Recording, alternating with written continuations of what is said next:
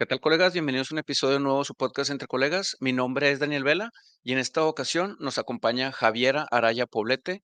Ella es speaker de transformación digital en salud, de formación kinesióloga UC y data scientist, con experiencia tanto en el trato y manejo de pacientes hospitalizados como en la gestión de información de salud, especialmente en el área oncológica.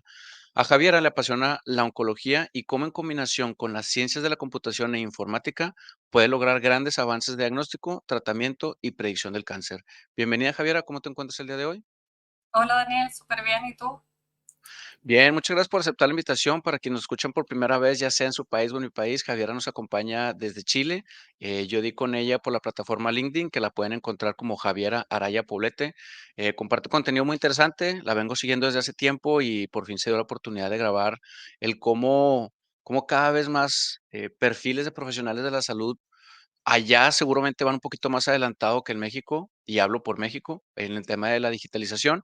Y justo Javiera nos acompaña para hablar de cómo va empatando o cómo fue empatando el tema de la digitalización y la kinesiología. Y para quienes escuchen por primera vez, tenemos episodios previos con kinesiólogos, pero quizá esta es la primera vez que escucha alguien el episodio o el podcast. Javiera, ¿nos podrías platicar qué es la kinesiología o qué hace una kinesióloga? Bueno, a grandes rasgos la kinesiología es la ciencia del movimiento. Nosotros estudiamos la salud y también la biomecánica del movimiento y cómo a través de este movimiento podemos rehabilitar personas.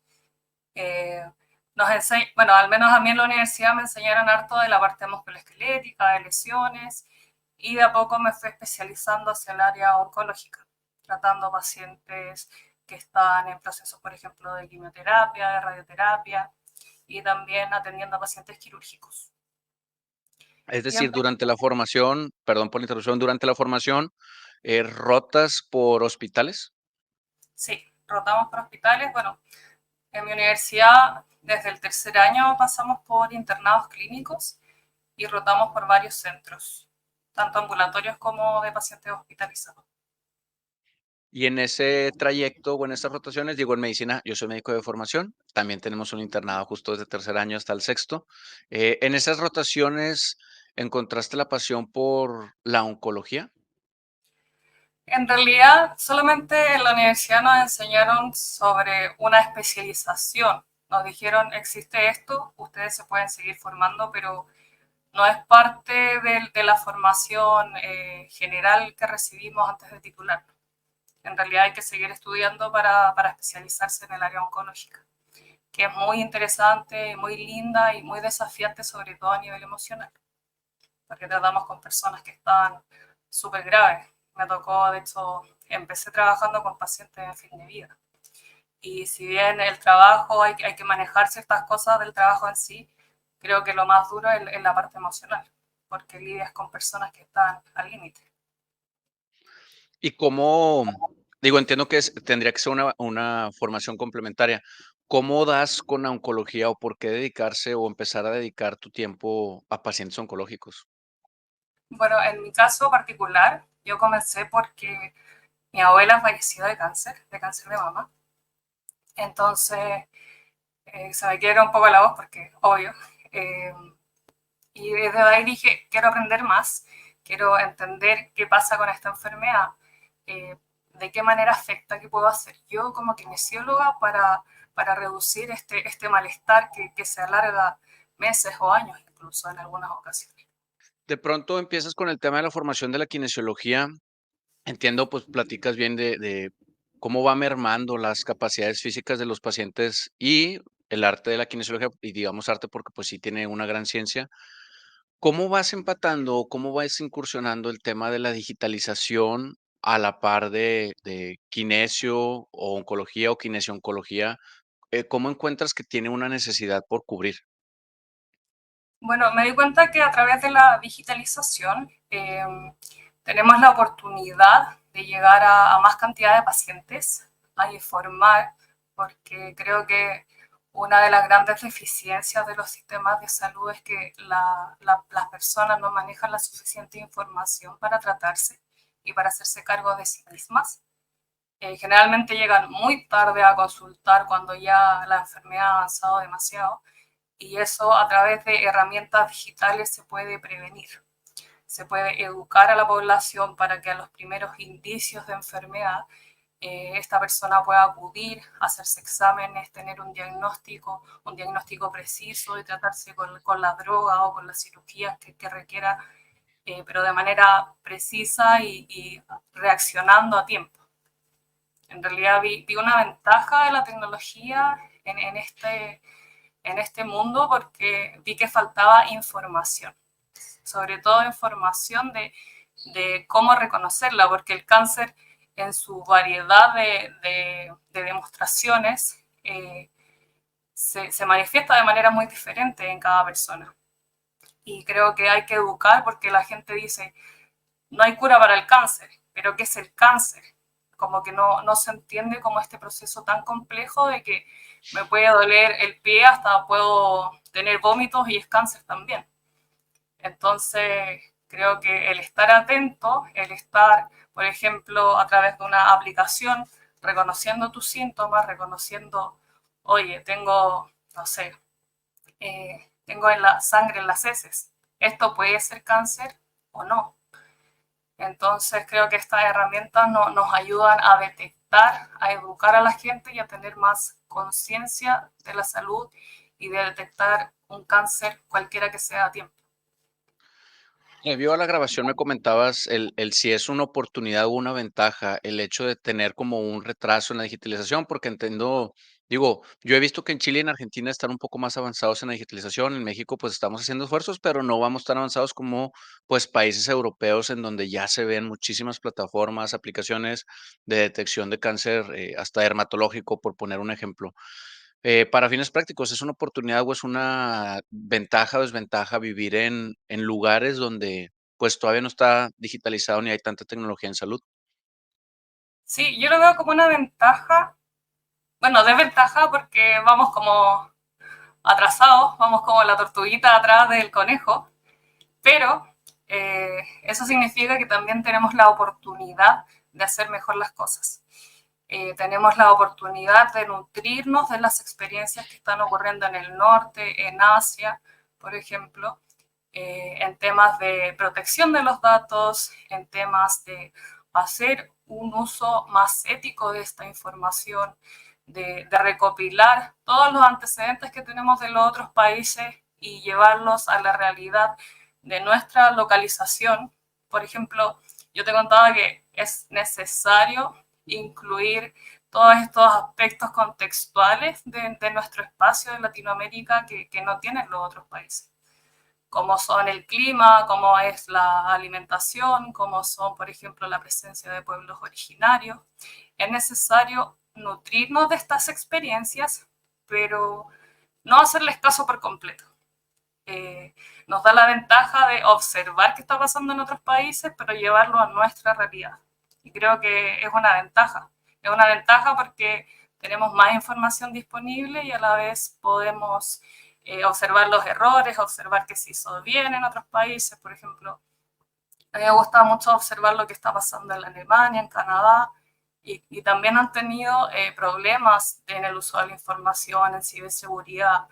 Y todas estas experiencias nos nutren a nosotros para hacer las cosas bien desde el inicio. Y vamos a regresarnos un poquito y a ver si se puede desmenuzar. El tema de la digitalización en tu experiencia, porque también, digo, no hemos hablado mucho, iremos hablando durante el episodio. Has viajado mucho para la edad que tienes y has conocido sistemas que de pronto a lo mejor no todos tenemos esa posibilidad y justo para eso este tipo de episodio, para compartir esa información valiosa. Eh, la digitalización debería empezar desde el consultorio médico de cada, o desde el consultorio profesional de la salud, o debería de ser algo que empezara por el gobierno central con políticas o ¿cuál es tu recomendación si pudiera estar sobre ti la decisión de por dónde empezar el tema de la digitalización? Yo creo que debe partir por un gobierno, eh, pero en realidad son acciones que van en sumatoria. Creo que debe ir sí o sí iniciarse a través de un gobierno, porque a través del gobierno se crean leyes al respecto. Por ejemplo, este año en Chile se publicaron muchas leyes sobre ciberseguridad, sobre interoperabilidad, donde se marcan normas a seguir y ciertos criterios a seguir para asegurar la calidad de estas herramientas digitales para utilizar en salud. Pero también está la parte de las voluntades de las instituciones médicas. Las instituciones médicas suelen ser muy estáticas, con mucho status quo por romper. Entonces es necesario que las personas, sobre todo los líderes de estas instituciones en salud, se comiencen a educar al respecto y verle los beneficios de adquirir estas herramientas y educar también a los profesionales que hacen uso de ellas para que sea un flujo sin estancamientos en algunas áreas. Creo que deben hacer desde el gobierno central, pero también educar y con la voluntad de estas instituciones. Y por otro lado, también es responsabilidad de uno como paciente educarse al respecto también, educarse y hacerse responsable de su salud y de cómo uno va a participar de este flujo de atención. Si tú llegas ya con un dolor que te has aguantado un año, es mucho más complejo darte una atención oportuna y de calidad que si tú llegas o haces alerta cuando te comienza ese dolor. Entonces creo que también es un juego de gobierno, Estado, voluntades de las instituciones y también uno como persona, como individuo, de hacerse responsable y prevenir o indicar alertas para atenderse tempranamente. Sobre todo en el caso del cáncer, que es lo que a mí me interesa y me apasiona. Si tú estás viendo cosas que te pasan, tienes un dolor o tienes sangre en las heces, que es un caso más extremo, acude a un médico, no cuando ya esto esté más avanzado y no te puedas levantar o te andes desmayando en la calle. Sí, fíjate qué interesante. No me había tocado que alguien puntualizara tanto en que no solamente es del gobierno y de las instituciones o de los profesionales, sino del paciente y el involucramiento, porque justo en algunos modelos de salud todavía está mucho el modelo paternalista en el que pues nosotros tenemos que proveer de todo y no involucrarlos, pero se ha ido migrando a una educación o un trato humanizado, que es el término de empezar a involucrarlos y hacerlos parte de, porque al final de cuentas es muy complejo si las 2 de las terceras partes ponen lo suyo, pero el paciente y el familiar o el cuidador no se involucra, pues es muy complejo. Pero me regreso un poquito en tu respuesta porque creo que la gran mayoría coincide con el tema de la interoperabilidad, pero en algún momento me tocó escuchar a un par de profesionales de la salud que justo están en la digitalización y mencionaban que el tema de la interoperabilidad también puede ser, y no soy alarmista, pero podría ser algún tema delicado porque al hacer interoperables los datos quedan en función de quién es dueño de esa información, pensando 10, 15, 20 años en dónde va a terminar, porque también previamente decías el tema de la seguridad, de la ética de la información. Acá en México existe un instituto que se llama Mexicano del Seguro Social, que es de los institutos más grandes que da atención en salud a nivel Latinoamérica por la cantidad de pacientes que se ven. Y poníamos el ejemplo de si son, vamos a poner un número, 35 millones de beneficiarios. Toda esa información, si estuviera digitalizada para que todos los institutos tuvieran acceso y luego pasara también a gobierno o a instituciones privadas, ¿cómo asegurar? Es decir, la pregunta sería, ¿el camino es la interoperabilidad o también tiene sus detalles por el tema de la privacidad de datos? Yo creo que en un lugar, en un territorio que esté bien implementada la interoperabilidad, no deberían haber problemas de seguridad, porque eso se puede prevenir. En Chile, por ejemplo, se está buscando llegar a una interoperabilidad universal, pero también se precede por leyes al respecto. Y estas leyes dicen que esta información pertenece a los pacientes. Mi información de salud, mis antecedentes, mis exámenes pertenecen a mí, pertenecen a uno, no a las instituciones. Creo que está por definirse qué le entrego a la institución o si yo puedo decir, oye, no quiero guardarla para mí y no entregarla. No sé lo que dice la ley al respecto, no sé si está bien estipulado, pero al día de hoy puedo decir que la información pertenece a los pacientes y hay personas trabajando intensamente para que esta implementación de la interoperabilidad sea hecha de manera segura, considerando todos los aspectos políticos, de ciberseguridad, de encriptar bien la información y que sea entregada a la persona que corresponde y no a otro, el limitar también funciones a través de los software. Por ejemplo, si me atiende una persona, que solo esa persona pueda tener acceso y visualizar esta información. Porque en salud se da mucho que, oye, está hospitalizado mi vecino, y se ponen a revisar y tienen acceso a cualquier información y en realidad se comparte información que en realidad tú no te deberías por qué tener acceso. Entonces, en ese sentido también es responsabilidad de las personas que tenemos acceso a esa información de utilizarla de manera profesional y ética. Yo no tengo por qué ver la información de mi vecino, no me corresponde, no es mi paciente, no lo estoy atendiendo y menos tengo por qué compartir esa información con otra persona si no me corresponde. Creo que también va por algo cultural de, de que no tengo por qué saber cosas que en realidad no me competen a mí profesionalmente y estoy mal usando esa información. Sí, totalmente de acuerdo. Durante mi formación en hospitales, seguro también allá pasa. Acá había jugadores de fútbol, por poner un ejemplo muy sencillo, jugadores de fútbol internacional que se atendían en los hospitales y de pronto alguna vez sucedió que salió la información, oye, está tal jugador en tal departamento.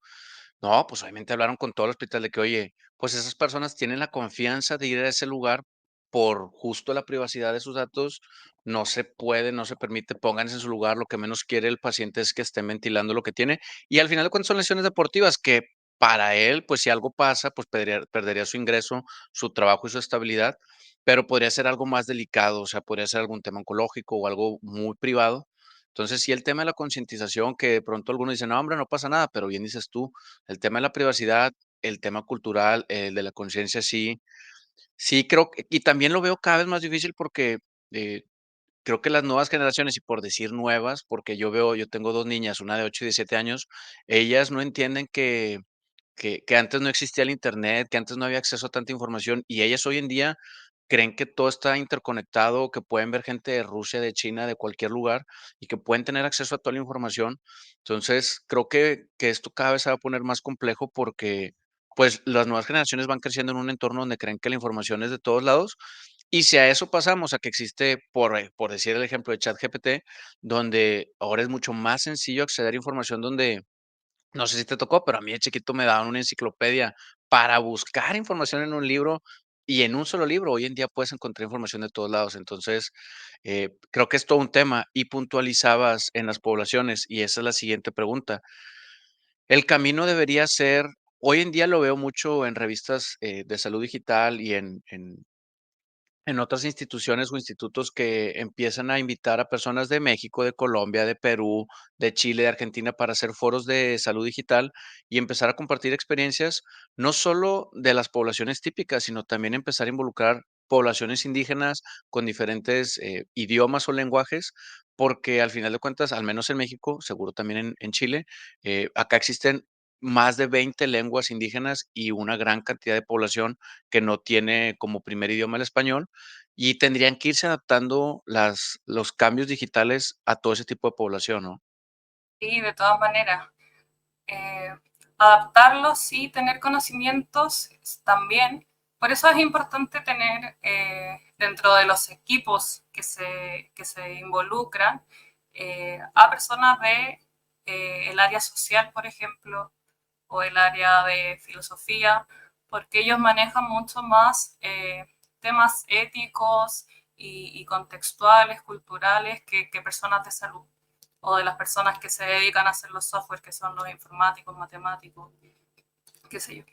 Entonces, no podemos dejarlos fuera. No podemos dejar fuera.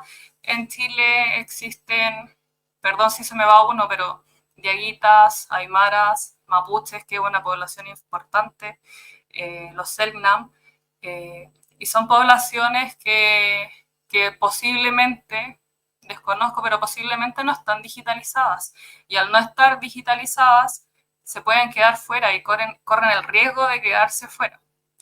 Eh, Entonces, por eso, dentro de estos equipos que están registrando, que están creando información, manipulándola, creando modelos a partir de ello, es necesario tener profesionales que nos entreguen todas las perspectivas. A mí me gusta darte el ejemplo del elefante, que el elefante es gigante, inmenso, y por ejemplo yo solo le alcanzo a ver la oreja, porque soy un humano chiquitito del lado del elefante y solo le veo la oreja. Y así hay otra persona, otro profesional, que le puede ver la pata de atrás, que le puede ver la cola, que le puede ver la trompa. Entonces, eh, a partir de todas las experiencias y toda esta interdisciplinariedad, somos capaces de crear eh, cultura y modelos matemáticos, pero que no dejen a nadie fuera. Y justo para regresar también un poquito en la respuesta, porque es algo que sale mucho en los temas cuando hablo con administrativos, con financieros, con salud digital. Creo que los planes académicos, hablando por México de nuevo, no sé cómo sea en Chile, ahorita tú nos platicas, pero hay temas y materias que deberían de incorporarse como tronco común, creo que en todas las carreras, pero hablando en la salud, como finanzas, digitalización. Tú mencionabas ética, porque y artes. Para mí son como 4 materias que deberían de estar como base y casi al final de la carrera, porque al inicio uno a lo mejor no maximiza, en medicina son 7 años acá en México. Entonces, los primeros 2 3 años, lo que sea que veas, no crees que tiene tanto peso, pero las materias que ya ves al último, por ejemplo, en México no te explican nada de lo legal, sales como médico y de pronto pones tu consultorio y a lo mejor te lo cierran porque no hiciste ningún trámite, porque no tenías ni idea. Hoy en día es más difícil, pero a lo que voy es, ¿qué materias, y si coincides en que se deberían de ir agregando a los currículums? Porque los egresados tendrían ya los que salieron, pues, es difícil cambiarlos, pero los que van saliendo deberían de tener, ¿qué información complementaria que hoy en día no se está dando? Y, respecto a la formación, eh, bueno, yo siempre digo que salí de la universidad sabiendo nada, a pesar de que mi universidad era muy buena y tuve profesores excelentes. Yo salí sin saber nada del mundo y a lo que me iba a enfrentar. Creo que, dado que va cambiando tanto este ecosistema, una de las herramientas que fue muy útil y que aprendí en esta formación fue el buscar revisión, el buscar información, por ejemplo, en PubMed o en ciertas plataformas que me entregan conocimientos como de último momento. Esa fue una habilidad que aprendí en la universidad y que me ha sido útil hasta el día de hoy. Por otro lado, siento que nos falta mucho también por formar a los profesionales con herramientas de hoy.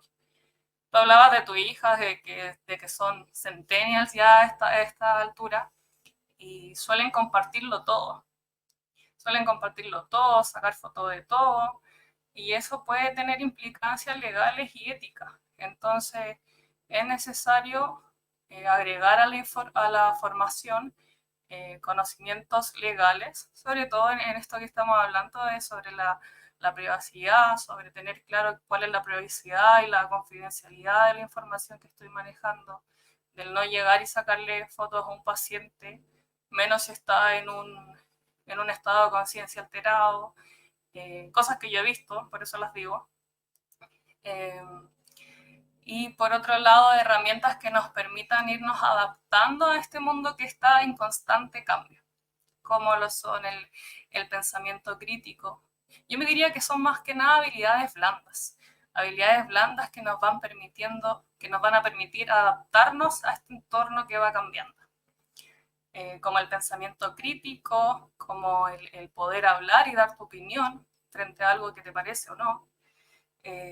Esta ética profesional que en mi formación al menos se suele quedar en estás de acuerdo con la eutanasia, si no, estás de acuerdo con el aborto, si no, ir más allá, ir más allá e involucrando la tecnología en estos aspectos también. Eh, ¿Qué otra habilidad blanda? Por ejemplo, las metodologías ágiles, herramientas que nacen desde la ingeniería, que nos sirven también para llevar a cabo reuniones y llegar a decisiones clínicas de manera más rápida, que se pueden implementar a nivel de salud, pero que en realidad por temas de desconocimiento no las utilizamos.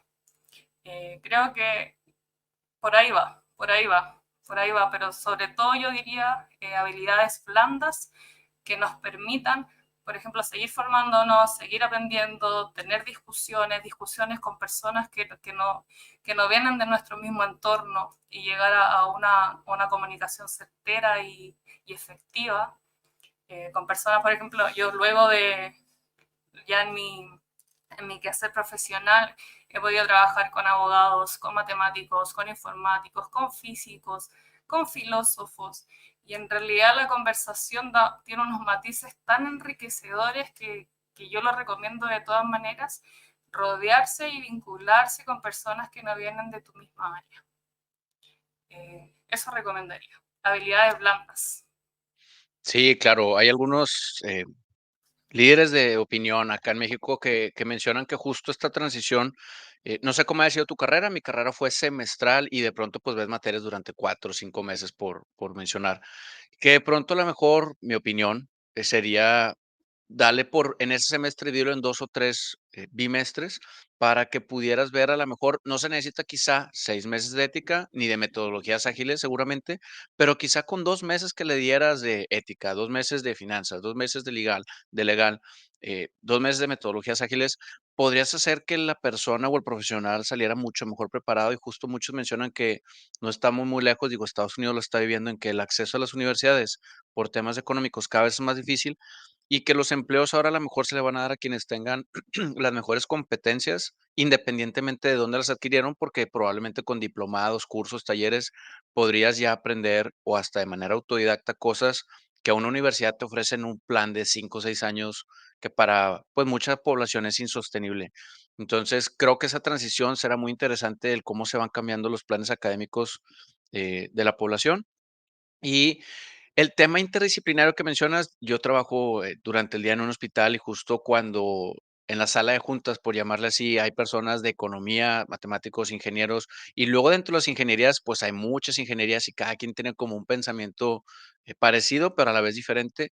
Y cuando vemos temas de salud, de cómo resolverlos, es muy interesante las opiniones. Bien dices tú, por eso hoy en día creo que los hospitales cada vez, contratan, todo tipo de personal para hacer equipos multidisciplinarios, porque eso, da mejores soluciones y muy probablemente mucho más rápidas. Regresándonos de nuevo a una respuesta, el tema de la transparencia en el uso de la información y algoritmos, ¿te refieres a acá en México, por ejemplo, son muy celosos. Existen sistemas de salud que es el IMSS que te mencionaba, Secretaría de Salud y luego la medicina privada. Y luego entre la medicina privada, pues existen tantos sistemas que una buena práctica, yo soy especialista en calidad, eh, antes se decía, no, una buena práctica del hospital A, pero no se la vamos a compartir a ningún otro hospital. Pero esas buenas prácticas son atención o mejor atención a los pacientes, por ende debería de ser pública en la opinión de muchas personas. ¿Cuál es tu opinión respecto a debería de ser ya hoy en día la información transparente o no? En algunas situaciones, obviamente, ¿verdad? Yo creo que no completamente, porque dentro de esa ultra transparencia podemos pasar a llevar derechos de otras personas. Eh, Respecto al uso de los algoritmos, voy a explicar como a grandes rasgos cómo funciona la creación de un modelo a partir de información clínica. Por ejemplo, el caso que yo conozco es para la predicción de cáncer de mama. Entonces, se registra la información, se busca una buena calidad del registro. Luego, estos registros de miles de personas se limpian y se deja la información que a mí me sirve y aquí se buscan correlaciones para utilizar justo esa información que a mí me sirve y va a ser útil en la creación del modelo. Luego se procesa y se van creando modelos que pueden, por ejemplo, predecir un estadio del cáncer con la información médica y social que tenemos de la persona. Y esa información, cuando ya tenemos esta predicción, se puede validar el modelo agregándole o quitándole información de la que tenemos en la base de datos. Y luego, por ejemplo, tu médico ingresa cierta información y te sugiere un estadio del cáncer. Eh, y creo que en cuanto a la transparencia de los algoritmos, todo este proceso sí debe ser transparente.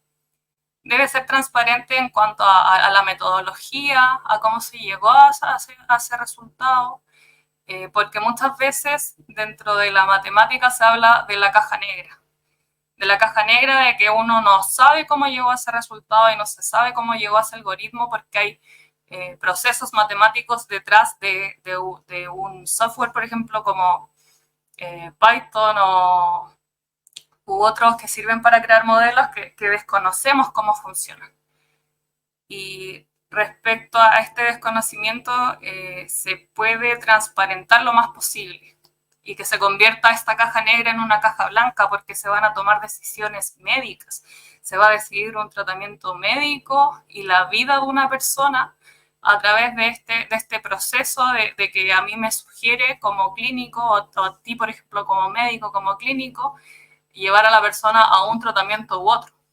Yo creo que eso sí debe ser transparente y debe estar ampliamente documentado y disponible para el paciente el saber cómo se llegó a ese resultado y de qué manera se puede decir que este tratamiento es mejor a otro o tengo este estadio de cáncer y no el 1, el 2, el 3, el 4. Eh, Creo que a ese nivel sí hay que ser lo más transparente posible, pero también con un proceso educativo detrás del paciente. Porque el paciente, si le hablan de esto, probablemente no lo va a leer. Así como uno acepta cualquier uso de desinformación y cliquea sin leer el documento, eso va a ser el paciente.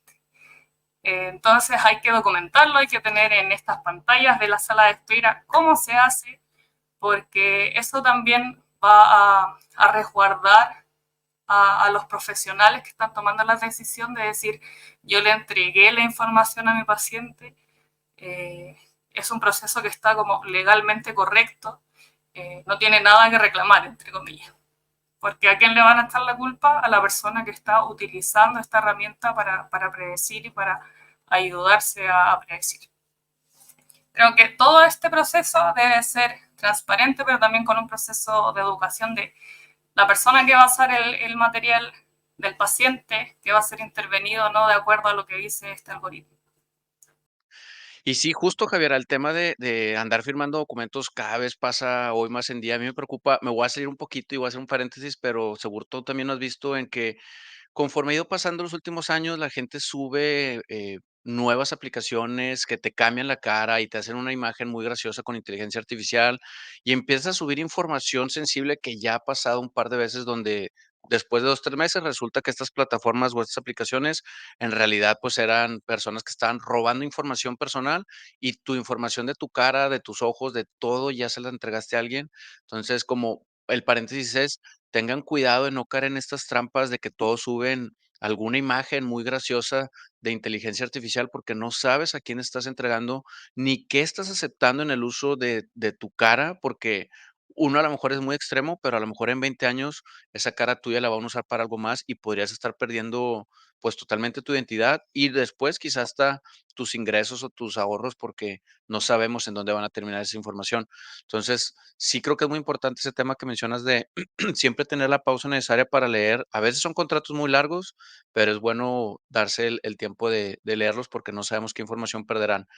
Y en cuanto a la transparencia, es un punto. Y el segundo que mencionabas, el cómo ir limpiando datos. En un evento que se hizo acá en Monterrey, que se hizo internacional, Health Data Week, mencionaba uno de los profesionales que la importancia, porque me toca mucho convivir con profesionales de la salud que empiezan a capturar la información y uno como calidad cuando lee un expediente ves tantos errores en la redacción que seguro por ahí va tu comentario en que tienes que empezar a ver qué quería decir. En alguna investigación quise sacar la base de datos de los pacientes de urgencias y fractura la ponían como fractura, FX, frac, y empezaban a cambiar tanto la palabra fractura que a la hora de intentar dar con los diagnósticos más frecuentes de urgencias, era mucho tiempo el que se perdía por errores ortográficos, que después nos dimos cuenta que en general se podía evitar si al personal que capturaba esa información los capacitabas en decirles, oigan, sé que puede ser muy sencillo poner FX, pero si esa es la manera más sencilla, entonces fractura ya no le escriban ni pónganle a todas las fracturas FX, porque en la variación de esa palabra, pues empieza a interrumpir el poder hacer como más sencillo. Entonces, el mensaje sería para quienes capturan información, así como escriben relativamente bien, deberíamos de escribir bien, porque luego todo eso repercute en empezar a hacer estos modelos, ¿no? Sí, eh, de hecho, bueno, a nivel de interoperabilidad se habla de interoperabilidad semántica, que es el uso de, por ejemplo, manuales como el CIE 10, CIE 11 o concepto de SNOMED, donde a través de un código se engloba un cierto tipo de diagnóstico. Por ejemplo, voy a inventar código 10, fractura de cadera. Y si tiene algo más específico se le puede agregar otro código o una observación, pero el diagnóstico en sí está englobado ya en un código existente que existe a través de un manual, y ese manual a la vez lo van utilizando varias instituciones de salud de manera de hablar el mismo idioma y que este diagnóstico también sea interoperable. Y solo para puntualizar para quienes escuchen por primera vez, porque nunca lo mencionamos, ¿qué es la interoperabilidad, Javier? De manera como muy sencilla.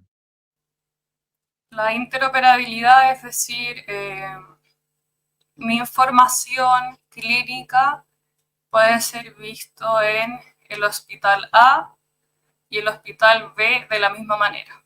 Por ejemplo, si yo estoy en un viaje y me atienden en el hospital B y estoy inconsciente, este hospital B va a tener acceso a mi información, a mis antecedentes médicos, a mis alergias, mi edad, mi estado de salud general, cuando fue la última vez que me atendí, para darme la atención más óptima para mí. Por ejemplo, si tengo alergia al paracetamol, no me van a dar paracetamol, y eso reduce los riesgos y mejora la calidad también de la atención. Y la tecnología va migrando en este ejemplo de que el paciente es dueño de sus datos. La información debería estar disponible en Internet, en una página, uno debería de portarla en un USB, es decir, si fuéramos muy futuristas, deberíamos de traer en una pulsera. ¿Cómo el paciente, quien esté escuchando por primera vez estos conceptos, cómo poder entender si el paciente A se atendía en el hospital A, tiene un accidente, pierde la conciencia, lo encuentra en la carretera las ambulancias, lo lleva a un hospital, el otro hospital, ¿cómo podría acceder a esa información? ¿Hacia dónde estamos migrando? No, o sea, el paciente no tiene que hacer nada. Es a través de la manera que se está implementando en Chile, es a través de políticas públicas, de, de reglas bien estructuradas, y se hace a través de un estándar. Este estándar, que en Chile estamos utilizando el HL7, el estándar probablemente, el estándar dice cómo se van a transportar estos datos a través de una nube, a través de la web, pero no es un dato abierto. Eh, o sea, no cualquier persona que se meta a HL7 lo puede revisar, no. O sea, bien seguro, y HL7 comunica los distintos software que se utilizan en los hospitales. Este estándar comunica esta información y de esa manera puedo accederlo en la información del hospital A en el BSD. El paciente no tiene que hacer nada, el paciente solamente va saliendo del hospital, seguramente firma un consentimiento o da declaración de que su información puede ser utilizada, pero el paciente solamente debería asistir a a su tratamiento, a sus citas médicas y ya. No queda el paciente no debería ser responsable del uso de esta información. Sí puede dar consentimiento y la información le pertenece a él, pero los hospitales y a través de esta gestión informática se debería trasladar la información de manera segura, resguardada, privada, solamente para los fines que están indicados. Claro, perfecto. Bueno, y aprovecho el comercial, justo HL7, ahorita que lo mencionas, acá en México, el representante Víctor Medina, que justo es un cirujano que después ya dejó la práctica por el tema de la digitalización y su pasión por SNOMED, HL7, FIR y demás, que pues es algo muy importante que yo siguiéndolo a él, tengo un par de episodios con él, porque pertenece a la Red Centroamericana Informática en Salud, donde han estado haciendo reuniones con diferentes representantes justo de HL7 en cada capítulo o cada país, para ir compartiendo experiencias porque cada país, a pesar de que la digitalización podría unificarnos, pues cada país tiene sus particularidades y van mejorando el conocimiento y el compartir ese conocimiento, justo creo que es gran plataforma. Y la siguiente pregunta, vamos, creo que cerrando esos temas, porque me interesa saber el data entry que aprendiste en Canadá y tus experiencias en el extranjero, porque supongo que tú eres de Chile, pero empezaste a viajar por el mundo, ¿no? ¿Cuál es tu experiencia u opinión respecto a data entry que aprendiste en Canadá? Y bueno, el año pasado tuve la oportunidad de vivir en Canadá un tiempo y allá pude trabajar en la salud pública como data entry, apoyando a la campaña de vacunación del invierno. Eh, y en realidad el- lo que más me llamó la atención era el resguardo de la información y la formación que se entregaba a todos los trabajadores que estaban en el flujo de los pacientes. Por ejemplo, con enseñarnos detalle a detalle cómo se debe ir registrando y actualizando la información de los pacientes, eh, la manera de preguntar, por ejemplo, si tú identificas como hombre o mujer o no lo quieres mencionar o perteneces a la población LGBT, eh, el autentificarse varias veces para poder acceder a este software y poder cambiar información y que quede registrado a qué hora y quién lo hizo. Más que nada lo que me llamó la atención fue la delicadeza del manejo de la información, en contraste con Chile, que yo he visto que no se hace de esa manera, que tú actualizas algo y puedes dejar el computador ahí abierto y cualquier persona puede meterse a tu usuario y ver cosas que en realidad no debería. Sobre todo eso creo que es muy eh, lindo y fácil de imitar en estos países latinoamericanos como México, Chile, que recién nos estamos acercando a este tipo de cultura en cuanto al registro clínico. Sí, claro. Acá en México también pasa mucho, cada vez están haciendo más esfuerzos por no compartir los usuarios, las contraseñas, porque luego tiene alguien el acceso a la contraseña o el usuario de un administrativo y puedes acceder a información de cualquier paciente o en su defecto los países que están ya, los países, los hospitales que están haciendo la transformación digital. Bien, dices tú, pasas por un pasillo y si al doctor se le olvidó bloquear o salir o cerrar sesión, pasa un paciente y las computadoras en algunos hospitales están al acceso del paciente y uno podría meter, no sé, el nombre de un artista, a lo mejor local, y boom, te aparece si es que se atendió ahí. Entonces, sí, el tema de la información sensible es todo un caso. Y otras de las preguntas que tengo como pendientes, en tu experiencia, ¿el acceso a la salud es diferente si eres hombre y si eres mujer? Qué difícil la pregunta, porque yo diría que sí. En respecto también como a la cultura de, por ejemplo, como mujer, las mujeres, en mi visión, puedo estar equivocada, pero las mujeres solemos aguantarnos y vernos en este rol de cuidar al otro más de cuidarnos a nosotras mismas. Eh, y en eso podemos diferir atenciones o priorizar económicamente gastos familiares versus el ir a atenderme a un especialista que yo sé que lo necesito, pero para mí es más importante que coman mis hijos o el hacerme cargo de mis padres, de mi pareja. Creo que no lo he visto evidenciado, pero creo que sí hay un sesgo cultural de la enfermedad y ver a una mujer enferma.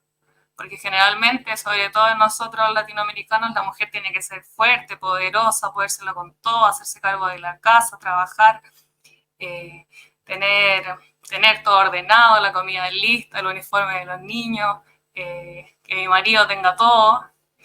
pero nos olvidamos de nosotras mismas. Y creo que también eso se ve reflejado, por ejemplo, en un área que me interesa mucho, que es el cáncer de mama y el cáncer eh, ginecológico. ¿Por qué las cifras de cáncer en mujeres son tan altas? Siendo que son cánceres que se pueden reflejar en etapas tempranas. ¿Qué está pasando ahí? ¿No? ¿Realmente como mujeres nos estamos haciendo cargo de nosotras mismas o está siendo y tomando peso más el rol que tenemos como cuidadoras de los demás que cuidándonos a nosotras mismas? Sí, totalmente de acuerdo. Desde el punto de vista médico, yo sigo yendo a un consultorio en una comunidad, podría decirse vulnerable, y es muy frecuente que el hombre vaya a consultar por cosas, pues porque el umbral de dolor no lo tenemos como el de las mujeres y porque somos más aparatosos y porque a la primera dolencia, pues queremos que nos curen. Entonces es más frecuente que el hombre vaya a consultar por cualquier cosa, pero la mujer sí se espera y le haces la pregunta, ¿cuánto tiempo llevas con esta enfermedad o esta patología o este síntoma? Y es mucho tiempo. Sí, como bien mencionas, normalmente dicen eso, es que no tenía dinero y pues tenía que sacar adelante la familia y normalmente el hombre deja todo.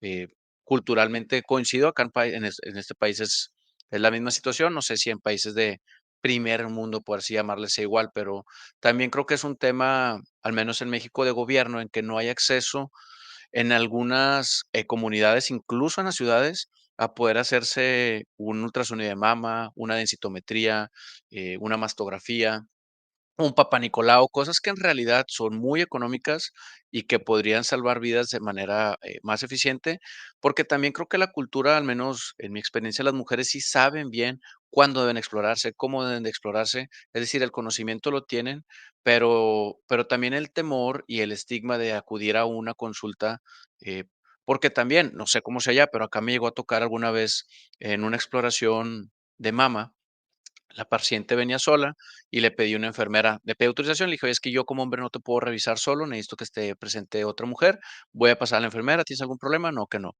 Ya terminamos la exploración y me pregunta: "Oiga, doctor, ¿esto usted lo hace siempre?".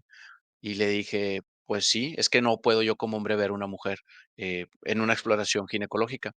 Me dice y le digo: "¿Por qué?". Me dice: "No, pues es que donde yo vengo", venía de otro estado, un estado indígena, me decía: "No, pues es que a mí los doctores allá siempre me habían checado, pues sola, ¿verdad?". Y eso de pronto acá en México se ha prestado para abusos, porque, pues, la ignorancia y la mala práctica, sin duda, lleva a esas situaciones. Entonces, también, en mi experiencia, muchas o algunas mujeres no acuden por el temor a esa pena o ese pudor, pero también hay comunidades indígenas en nuestro país donde el hombre no permite que la mujer la vea a otro hombre y no pueden atender. Me tocó un colega que cuando se fue a la comunidad, no la podía ver el hombre, que era el único médico en toda la sierra, y entonces decía él, ¿cómo le hago si tengo que explorarla, pero el esposo no permite? Y esas personas o esas mujeres, si no conseguían cómo ir a algún otro centro de salud para que la atendiera una mujer, estaban destinadas o condenadas a fallecer pues, un diagnóstico que se pudo haber evitado o tratado. No sé cómo culturalmente vive Chile ese tipo de situaciones. Yo creo que a esta altura ya hay de todo, así como hay mujeres muy preocupadas de sí mismas y con acceso económico y también de localización a médicos y que van y que lo hacen de manera individual.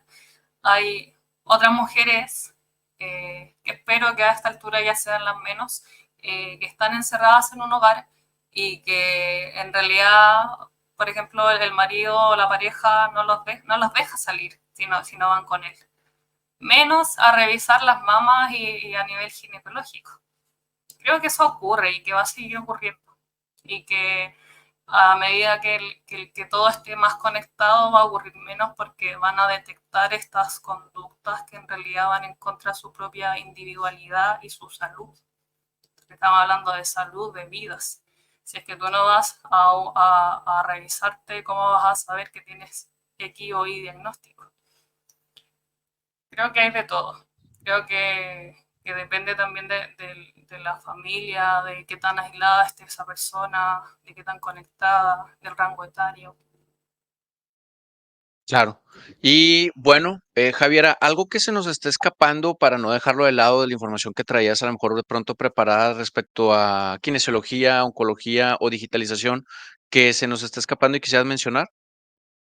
Sí, me gustaría mencionar el que comencemos a confiar en nuestra propia evidencia y en lo que dicen nuestros propios datos.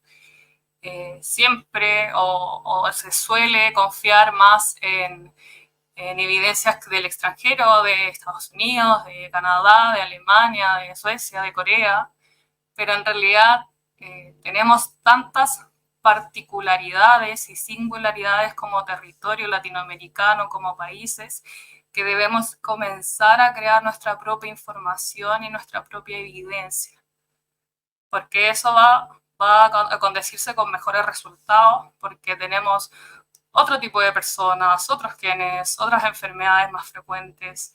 Y en Latinoamérica hay muy buenos investigadores y tenemos que empezar a confiar en ellos y a nutrirnos, sí, de experiencias extraterritoriales, pero confiar en lo que está diciendo nuestra propia información.